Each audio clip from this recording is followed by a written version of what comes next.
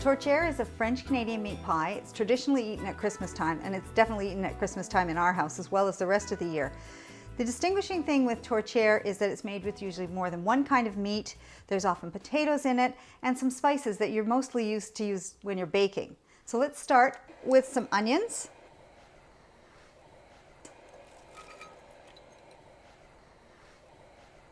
And we've got some garlic here as well, chopped garlic. Then we're going to add our meat. So this that I'm adding today is ground beef and ground pork. We're just going to break it up to mix with the onion and the garlic. Then we've got some spices. One of the spices that's often in tourtiere is nutmeg. You wouldn't normally put nutmeg in savory things, but it works really well in this. So now what we're going to do is put boiling water on top of this mixture.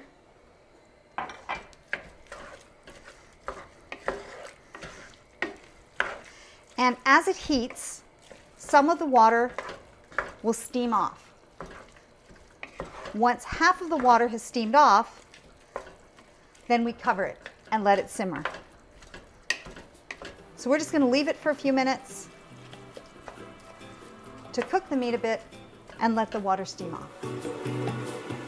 So we've left this for about 5 minutes and the water has half cooked away and all the meat has browned, so there's no pink meat left. So we're just going to cover that and turn the temperature down, and then it's going to cook for about 45 minutes. In the pot back here, we have some potatoes that are boiling off. We're going to mash the potatoes, and then we're going to add them to the cooked meat. And then we'll have our tourtiere filling. The tourtiere meat has finished cooking off on the stove.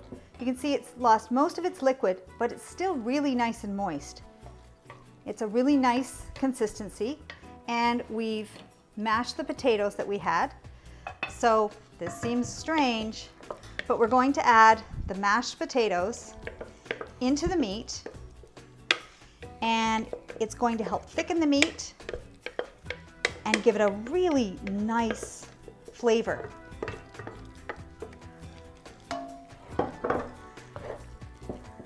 So we mix this in. Don't worry if you tend to lose the potatoes in here. You think that they're dissolving, but really they're keeping the meat nice and thick.